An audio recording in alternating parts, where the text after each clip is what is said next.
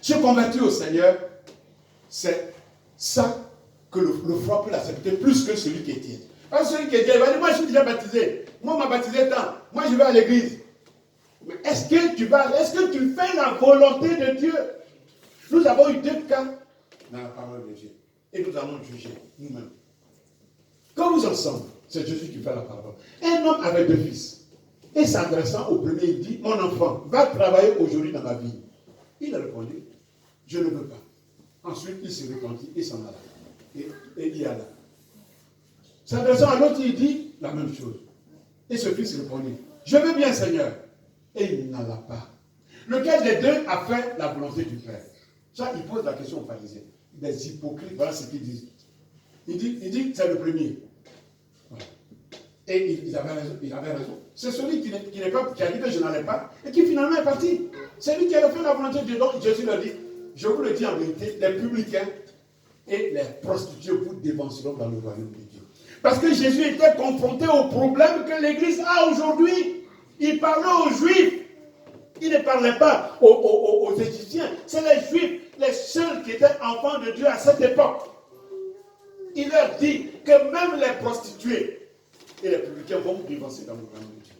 Parce que vous savez, mais vous ne faites pas. Mais bien aimés, nous savons ce que la parole de Dieu veut de nous. Mais est-ce qu'on le fait? Est-ce qu'on le fait?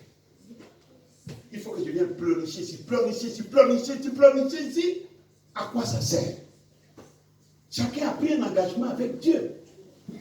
Ce que Dieu veut, dans quel sens l'Esprit de Dieu me pousse dans ces jours, c'est qu'on puisse se relever. On ne va pas tout mettre sur le dos du coronavirus. Qu'on puisse se relever. C'est la raison pour laquelle le Seigneur préfère le froid. C'est-à-dire l'inconverti. C'est-à-dire l'étranger aux choses de Dieu. À celui qui s'est dit converti, une lettre de non. Mais bien aimé, le temps est venu de nous réveiller. Être bouillant, j'en ai déjà parlé, c'est tout entier pénétré par le feu de cet esprit qui sanctifie. C'est ça être bouillant. L'Esprit Saint qui permet à chaque enfant de Dieu de connaître sa place et son rôle dans l'œuvre du Seigneur. Chacun de vous ici est utile à l'œuvre de Dieu. Il y a des églises près de chez vous. Pourquoi vous êtes ici? Mais parce que Dieu vous veut ici. Et si vous êtes ici, vous avez un rôle à jouer. Tu n'es pas chanteur, c'est pas grave. Tu peux faire le ménage. Tu peux faire le ménage, c'est pas grave. Tu peux t'asseoir. Ta présence seule peut venir l'église. Le fait que même on te voit, ça encourage les autres frères. Mais bien aimé, personne n'est inutile dans la maison de Dieu. Tous ici, vous avez de l'importance. Moi, je n'ai pas plus d'importance que vous devant Dieu. Tous, nous avons la même dignité. Moi, je suis dans mon ministère. Toi qui es assis, qui ne dis rien, tu es dans ton ministère. Jacob qui a tapé le tam-tam ce matin, il était dans son ministère. Et Dieu va nous bénir chacun selon la responsabilité qu'il nous a donnée. Dieu a mis des gens là pour dépanner les autres qui ont des difficultés. Ils ont la facilité d'aider. C'est pourquoi je vous dis toujours, faisons attention. Dieu nous a donné un cœur. On dit non, comme lui il a donné 50 €, moi je vais donner 50 €. Mais quand il donne 300 €, il ne dit pas, comme il a donné 300 €, je vais donner 300 €. Non, mais quand il donne 50, là il limite. Quand il donne beaucoup, il ne limite pas. Les chrétiens sont beaucoup malins. Alors, ce que je nous dis, c'est que Dieu va nous juger selon le cœur qu'il nous a donné. Ce cœur à qui il a donné la facilité d'avoir compassion des autres. Et ce cœur qui imite ceux qui ne donnent pas. Nous serons jugés. Dieu t'a donné un cœur pour te lever tôt pour venir dans la maison de Dieu. Mais toi-même, tu as alourdis ce cœur pour être toujours en retard. Dieu va nous juger selon tout ça. Évitons de passer en jugement. Après qu'on s'est donné à Dieu, après qu'on a passé tout ce temps sous la pluie venir, maintenant on va aller en jugement encore. Il est temps de changer. Si l'esprit insiste dans la même direction, ça veut dire qu'il y a encore des choses à corriger. Amen. Être bouillant, donc c'est ça. C'est d'ailleurs cette recommandation que l'apôtre Paul donne. En disant ceci, ayez du zèle et non de la paresse. Soyez fervents d'esprit et servez le Seigneur. Puisque vous l'avez choisi, servez-le. Ce n'est pas Didi que vous venez servir. Moi, je viens servir Dieu. Vous servez Dieu. Est-ce que le matin, quand j'arrive, il y a quelqu'un qui va ouvrir la porte de ma voiture, vous savez même que je suis arrivé, puisque j'arrive avant vous tous. Qui va ouvrir ma porte? Je ne suis pas là pour ça. Moi, je suis prêt à ouvrir vos portes. Mais bien aimé, chacun fait son travail. Donc, comme nous nous en rendons compte, ce que le Seigneur veut en réalité, c'est que nous soyons bouillants pour lui, et non froids, encore moins tièdes. Parce que si nous le sommes, c'est ce qu'on appelle l'ambiguïté. Et ça a des conséquences. Conséquences de cette ambiguïté. Verset biblique. Ainsi, parce que tu es tiède, et que tu n'es ni froid ni bouillant, je te vomirai de ma bouche. Je te vomirai de ma bouche. Évitons d'en arriver là. Quelqu'un rétrograde là. C'est les gens que le Seigneur a vomi. N'arrivons pas là, s'il vous plaît. Juste un peu d'effort. Ces paroles pires que des conseils. Sévères. Je te vomirai. Mais si le Seigneur nous vomit, on va aller où? On va aller où? Le Seigneur le dit parce qu'une telle personne ne ressent pas non plus le sentiment de ce qui lui manque. Ce sont des gens spirituellement qui sont en train de dire, oh moi ça fait, moi on m'a baptisé depuis 2000, on m'a baptisé depuis 85, ah oui, un chrétien, oh, moi je suis chrétien avant toi, on m'a baptisé, on t'a baptisé. Qu'est-ce que ta présence a apporté dans la maison de Dieu? Depuis qu'on t'a baptisé là, ton baptême, qu'est-ce que ça a changé dans ta vie? Est-ce que tu sais distinguer l'œuvre de Dieu des réunions mondaines charnelles? Est-ce que tu sais distinguer l'œuvre de Dieu des manifestations mondaines? Est-ce que pour l'œuvre de Dieu, tu cours comme tu cours pour ton travail, comme tu cours pour ta famille? Est-ce que pour l'œuvre de Dieu, tu cours? C'est ça. C'est pas quand tu as été baptisé. Seigneur, la date, ça ne lui dit rien. Mais on va te dire, justement, te dire, tu es baptisé depuis 1985 là. Depuis là, tu as fait quoi? Tu as quel niveau? Mais bien aimé, le pire est que dans cet état de tiédeur, ces gens de chrétiens sont très orgueilleux. C'est eux qui tapent la poitrine. Ah, moi, je suis auprès du pasteur depuis 50 ans. Ah, moi, je suis dans l'église depuis 50 ans. Comme si le pasteur lui-même, il est Dieu. Il faut être auprès du Seigneur. Il ne faut pas être à côté de moi, tu vas m'alourdir. Il faut être auprès du Seigneur. Moi, je vais être léger. C'est pourquoi au verset 17, il dit ceci. Parce que tu dis, je suis riche, je me suis enrichi et je n'ai besoin de rien. Et parce que tu ne sais pas que tu es malheureux, misérable, pauvre, aveugle et nu. C'est pourquoi tu parles comme ça. Je suis chrétien depuis, je suis chrétien depuis, je suis chrétien depuis, je suis chrétien depuis. Et alors? Il y a des gens qui sont arrivés hier, là, qui sont plus spirituels que toi. Parce que eux, ils ont mis leur cœur vraiment dans le Seigneur. Comment on peut encore exhorter des chrétiens jusqu'à aujourd'hui à laisser la pornographie, à laisser l'impudicité, à ne pas tromper leurs femmes? Comment cela est possible? Comment cela est possible? Comment c'est possible? Dans l'église de Dieu, c'est impossible. Tous on a eu ces choses, mais chacun doit se lever dans la prière pour combattre. Parce que Dieu dit, voici, je vous donne le pouvoir de marcher sur les serpents, les scorpions, sur toute la puissance de l'ennemi, et rien ne pourra venir.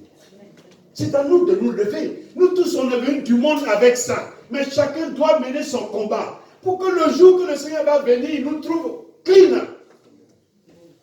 Si ce n'est pas le cas, nous allons regretter le temps même qu'on a dit qu'on était chrétien. Nous allons regretter.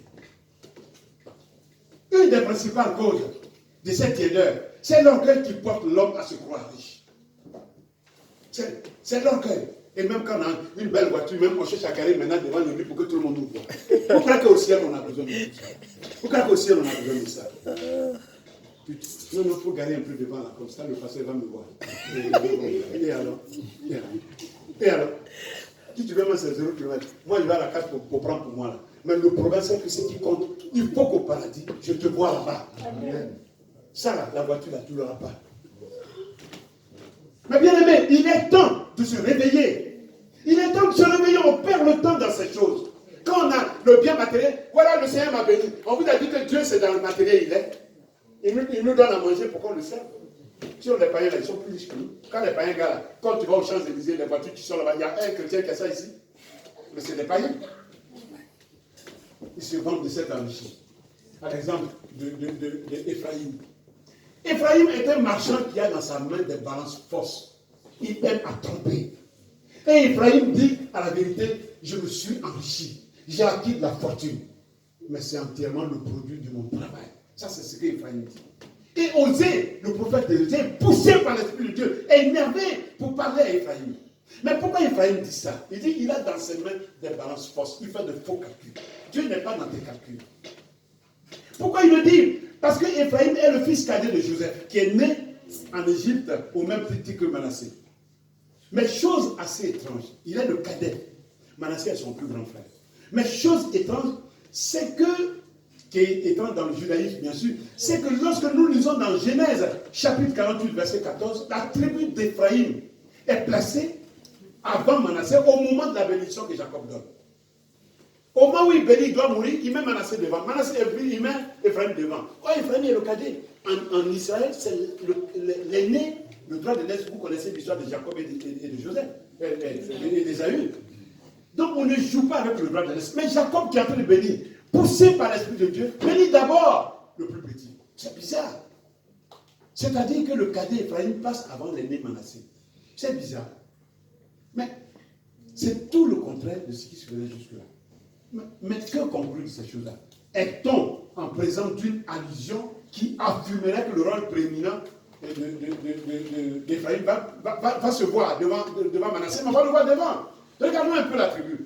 Il est de fait que Ephraïm a donné, c'est d'Ephraïm qu'est sorti Josué. C'est de lui qu'est sorti le prophète Samuel. Ça, c'est le premier fait. Après la bénédiction, hein, quand ils sont partis.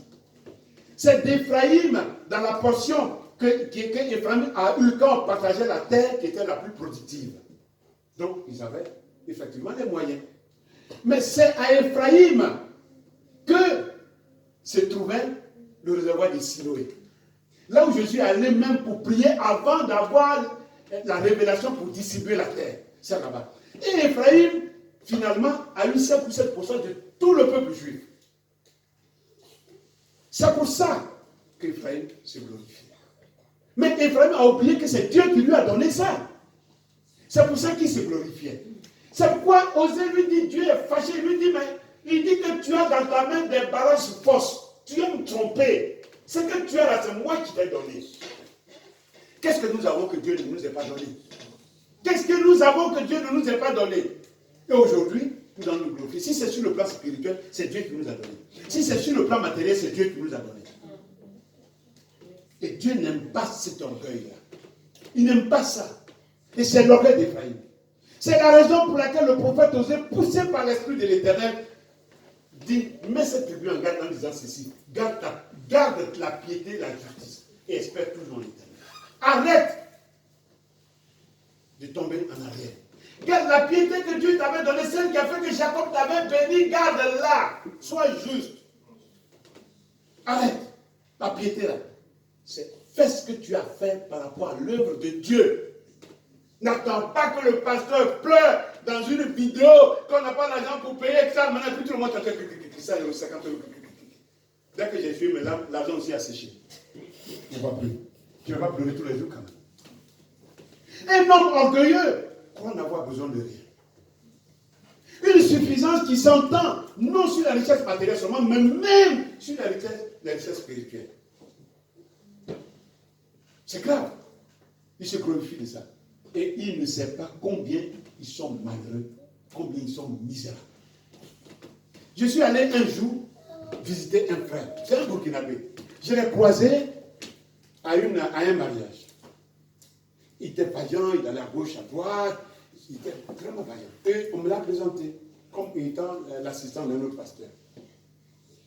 Il est venu m'aborder. Et bon, je ne sais pas ce qu'il a pris. Il m'a invité chez lui. Ok, je suis parti. Et sa femme était là. Il m'a causé, on a causé, il m'a parlé de la grandeur de Dieu, de la bonté de Dieu, comme s'il m'évangélisait. Je l'écoutais patiemment. Et un coup, il se lève, il dit, viens voir. Comment Dieu bénit. Moi, j'ai cru qu'il y avait des paralytiques dans la cour qui se levaient. Il ouvre la porte, il me montre sa voiture. Voilà comment Dieu bénit. Tu vois la puissance de Dieu. Il m'a donné une voiture. Oh, Seigneur. Seigneur. J'ai failli pleurer. Sa femme était gênée. Parce qu'elle voyait mon visage. Mais bien aimé, comment des chrétiens peuvent encore se glorifier dans ces choses-là? Comment des chrétiens? Il m'a même invité juste pour monter sa voiture. C'était une Rover qui venait de sortir. Et comme lui, là, Dieu est grand.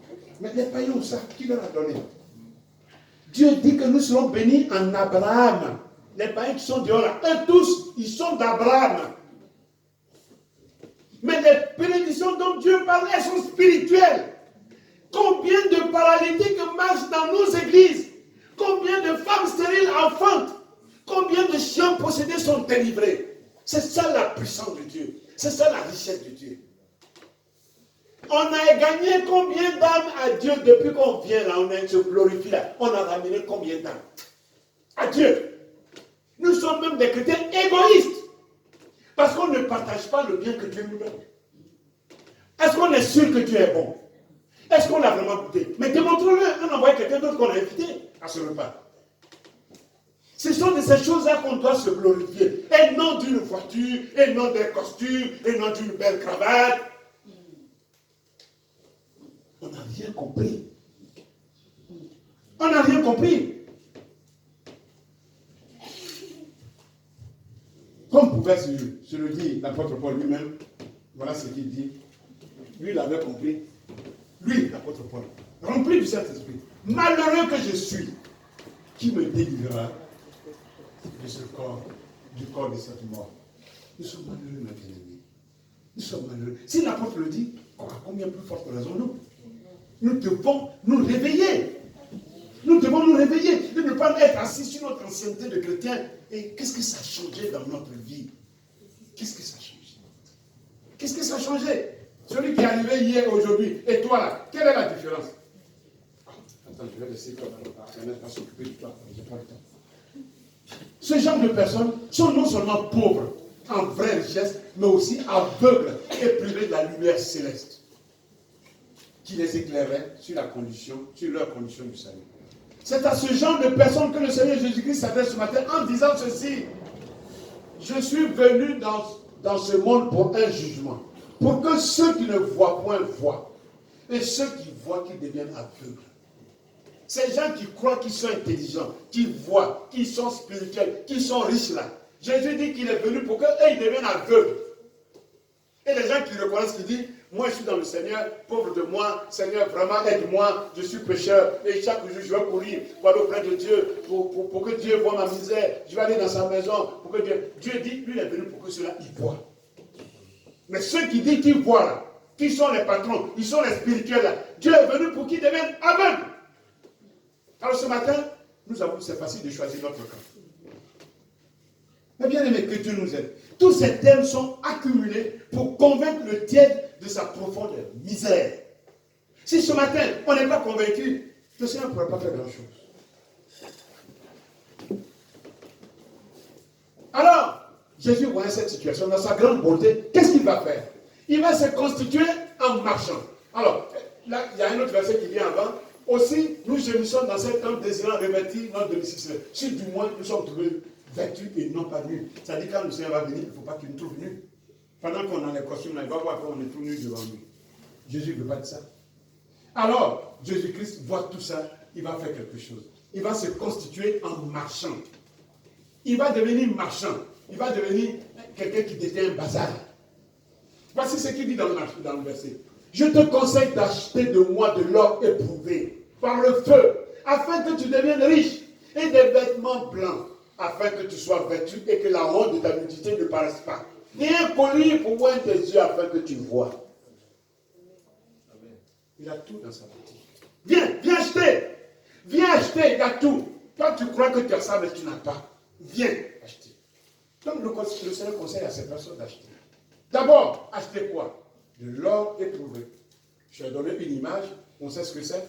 Ça, c'est l'or éprouvé. C'est-à-dire, l'or, quand on creuse, il y a des ordures, il y a encore de la saleté. Ça passe au feu, comme ici à droite, là. Et ça devient ça. Mais le Seigneur veut que nous-mêmes, ça, c'est une personne qui est évidente.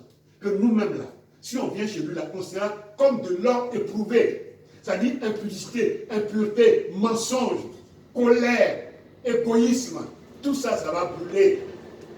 Mais c'est nous, on va rester. Parce que ces choses-là ne vont pas résister au feu de Dieu. Amen. Donc Dieu veut qu'on passe dans ce feu-là. C'est pourquoi il dit, venez. Il dit achetez de l'or éprouvé. Mais venez pour qu'on vous transforme en or éprouvé. Sur la base de quoi? On va dire, les ordonnances de l'Éternel sont droits. Elles régissent sur le cœur. Sur la base de quoi? Les commandements de l'Éternel. La parole de Dieu.